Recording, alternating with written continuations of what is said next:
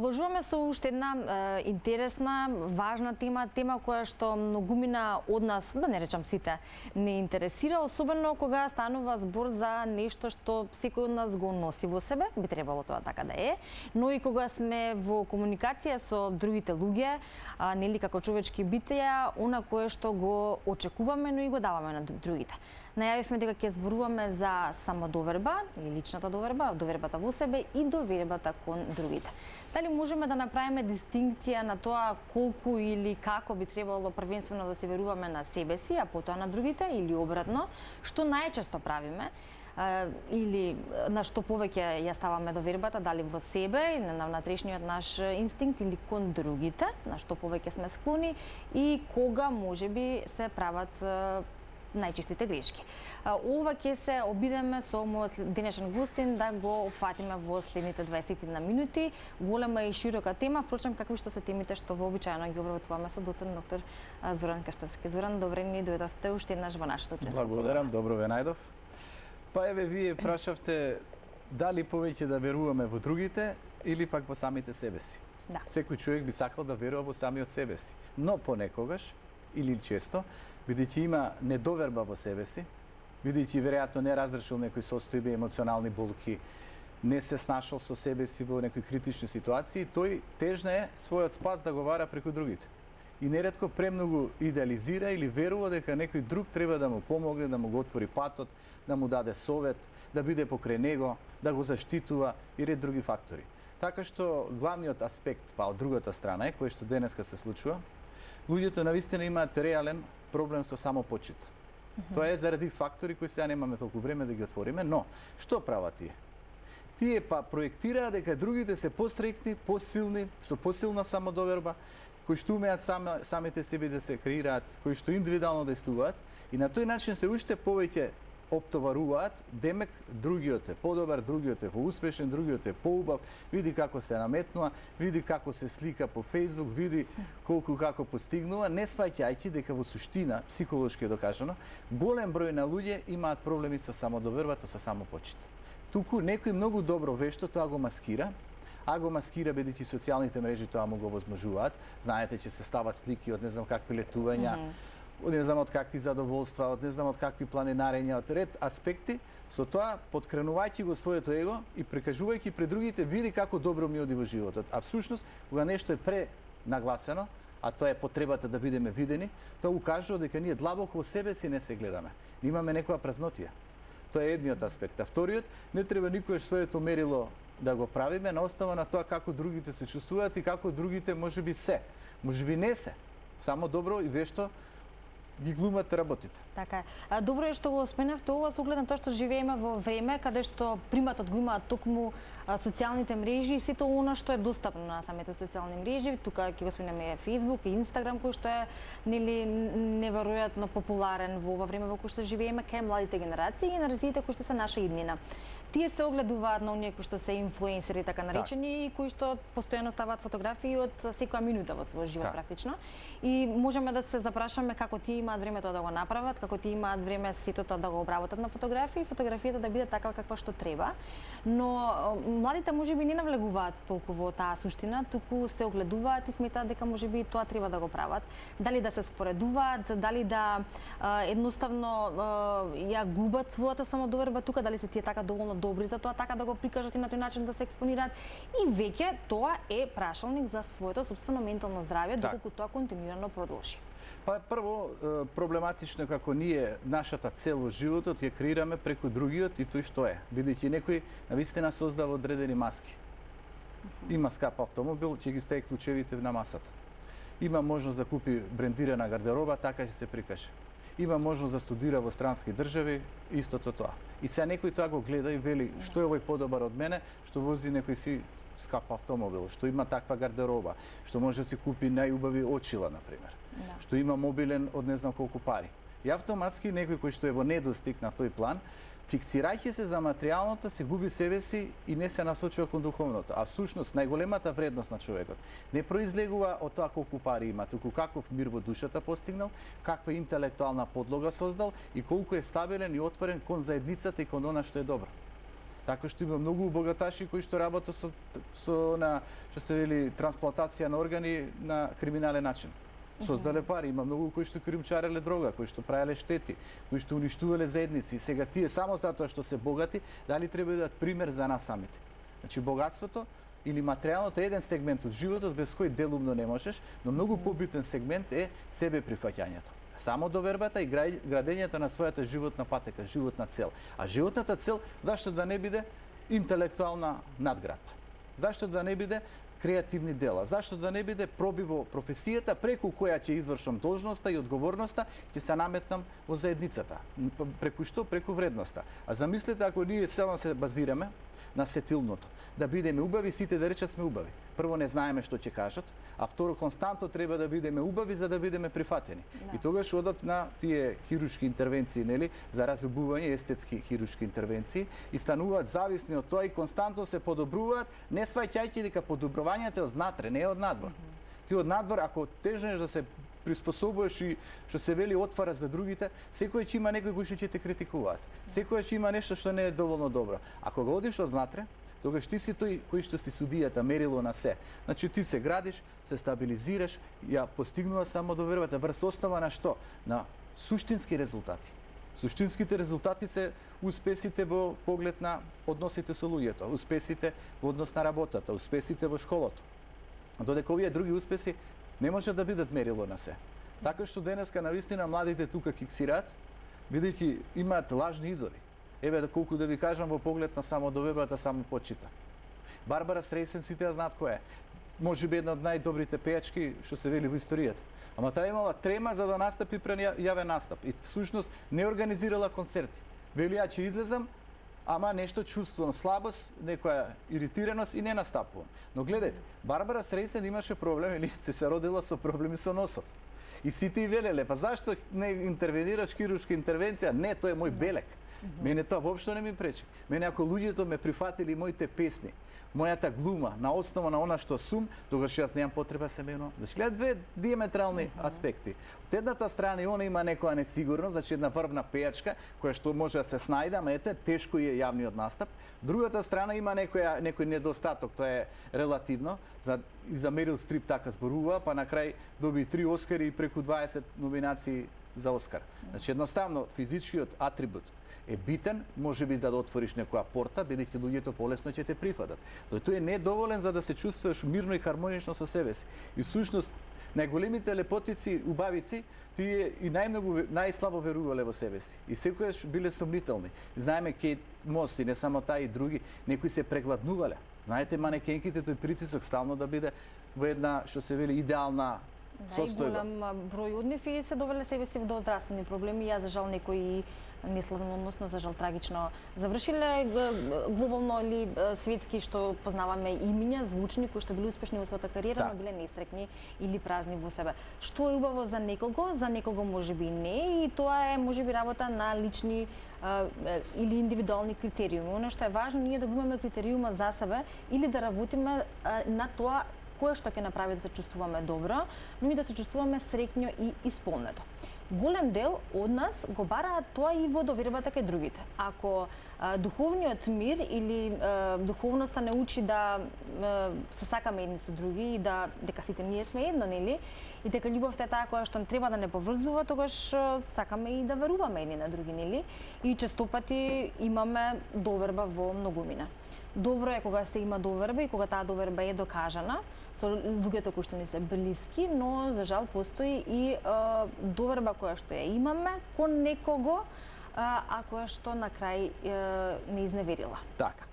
Значи, првиот најголем беше проблем да веруваме у себе си и ако не веруваме у себе си, имаме ниско ниво на самопочит, тога ќе тендираме да веруваме во другите и многу често ќе се изгориме. Да. Видите, тие другите не знаеме кон што инклинираат и како се поставуваат кон нас самите. Да. Тука во поглед на довербата во другите има две основи. Прво, кои што се реални, би рекол.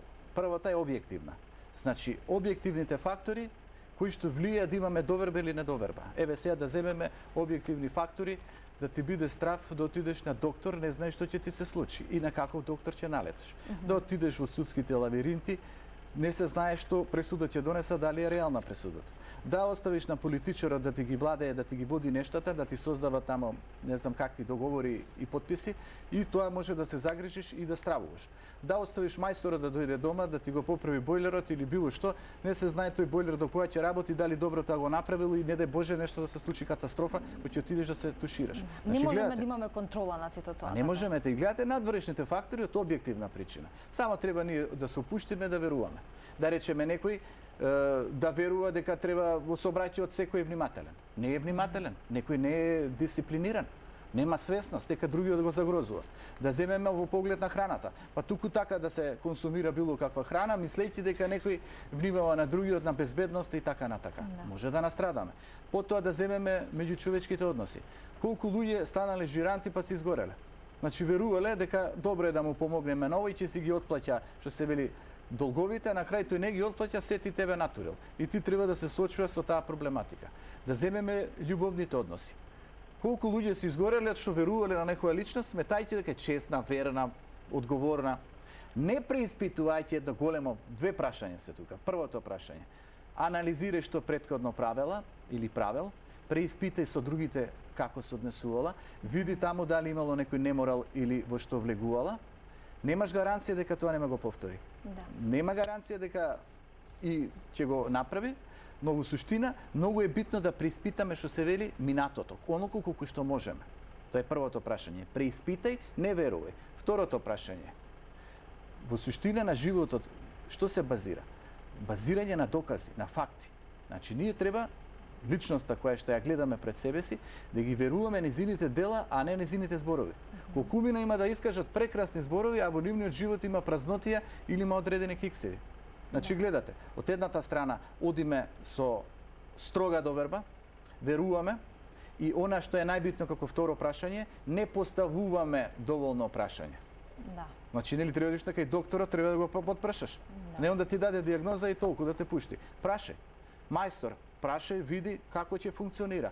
Партнерство. Прашај да видиш каква е личноста. Постави прашање, како размислуваш, како се чувствуваш, а не влюбен си и веруваш, идеализираш и еден ден си изгоруваш. Ќе речеш, па оваа ништо не научила, таа ги повторува истите грешки. Да. Ако претходно правила некои такви потези, ама се сменив, ама не било така, ама тој ме натерал, ама заради немало љубов, не. Човекот е чист и морален пред самиот себе си.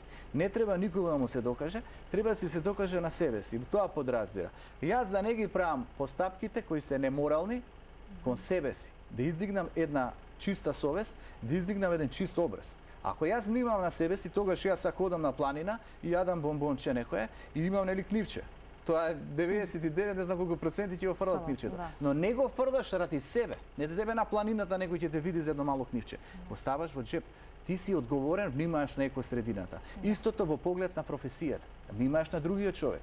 Не клиш да му напакостиш. Еве јас како професор, многу ми било тешко ако некому му скратам оценка.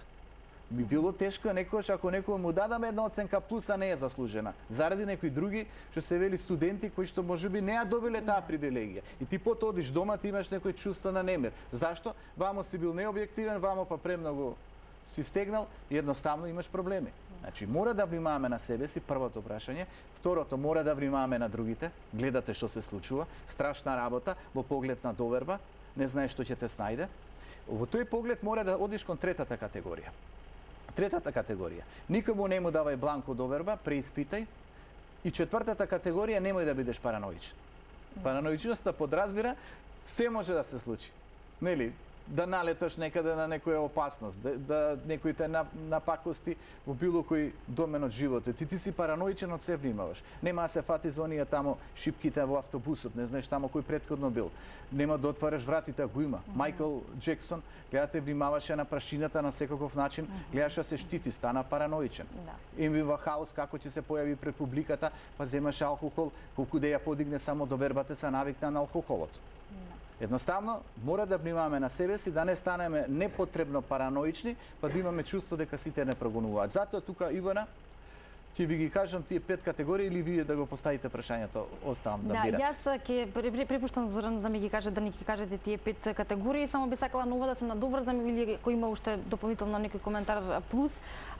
Тенка е линијата помеѓу предпазливоста и паранојата во однос на тоа дека тука треба да има одреден баланс. Вие рековте ние треба да поставуваме прашања дали кога имаме комуникација со доктор, дали со мајстор дома, дали со некој од кој што очекуваме некаква услуга која што ќе ни биде нели квалитетна.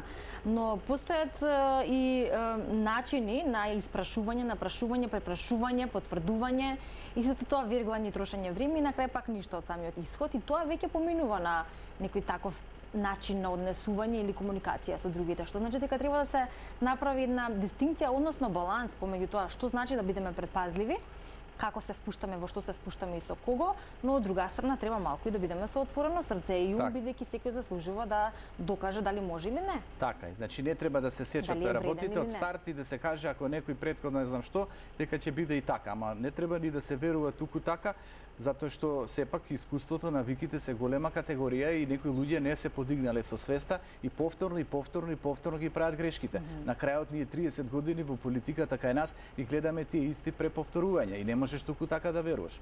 Туку во поглед 5 категории. Да.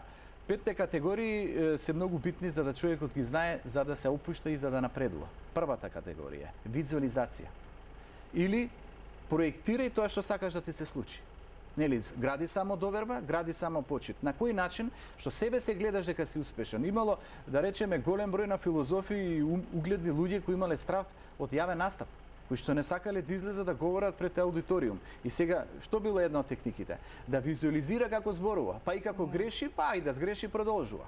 Се доживува себе си како успешен говорник, ја има сликата пред себе си, излегува понатаму и полесно моди. И вели, ако претходно требаше со не знам со каква сила да ме натераат на говорница, се треба пиштол да зема да ме избркаат од говорницата. Дали се навикнав и сега постигнувам успех. Значи, гледате, првото, визуализирај, препознај, создади некоја работа. Второ, вежбање или планинарење или пешачење или било каква активност која тебе ти го гради умот. Значи не пасивизација и затвореност. Значи вежбај. Третата работа е прифаќање. Мораме да прифатиме работи во минатото и во животот, каде што сме погрешиле, каде што нешто не ни одело и ние мораме да го прифатиме, бидејќи не можеме да се вратиме во минатото, мора да продолжиме кон иднината. Четвртото, тоа е бире луѓе со позитивна вибрација, бире луѓе кои те поткренуваат, бире луѓе што те полнат. Чашата може да се празни, ама чашата и се полни. Чашата која ќе ја наполниш ти се веќе многу по-хармонизиран. И петото, тоа вие аспектот на читањето. Луѓето мора да читаат, мора да се информираат, мора да вложуваат во себе си, мора да се поткренуваат. Значи гледате, вежбај, мисли позитивно. Гледај позитивно, визуализирај, чувствувај се добро во местото со луѓето кои што те облагородуваат и читај, надградувај се или гледај вакви убави емисии. Затоа овие мои книги се полни со методи, посебно таа излез од криза, намерно напишана да го потигне читателот, да почне ден за ден, час за час, минута за минута да се поткренува и да знаете само довербата и се стекнува. Се стекнува се резултати со чувство дека ти полека напредуваш. Нема финална работа, нема ништо преку ноќ, се е концепт. Затоа читај, гледај убава емисија на утринска на Телма и општо на Телма, гради се со добрите луѓе и се ќе биде добро. Така е. Исцелување на душата во која што има еден дел за довербата, за која што зборуваме и излез од криза, книгите кои што се актуелни, кои што ги имаат голем број од македонската читателска публика, оние кои што ги немаат, се разбира, може да се ги набават, за да може да, како велиме, да не го користиме терминот работиме на себе, но да можеме да се насочиме кон оние методи, кон оние категории или постапки кои што треба да ги практикуваме секојдневно за да може да се движиме во вистинската насока. Зоран, благодарам за денешното гостување. Ние завршуваме оваа сезона оваа недела, но се гледаме следната сезона, бидејќи имаме уште многу теми кои што ни се договорени, но не ни се реализирани. Така е. Благодарам и на вас со прекрасната енергија на Телма кој отвара многу поинакви теми, подлабоки и посуштински. Така ќе продолжиме и понатаму и голем поздрав до нашите почитувани гледачи да имаат убаво лето и убави задоволство. Благодарам. Убав ден, а ние ќе завршиме, односно ќе направиме кратка пауза со третото линковско вклучување на Кате за денеска, која што ни носи уште една интересна тема и разговор, а потоа како што ветивме, така ќе го исполниме ветувањето, како и секогаш ќе завршиме со прекрасно подготвената маса од нашите вешти жени.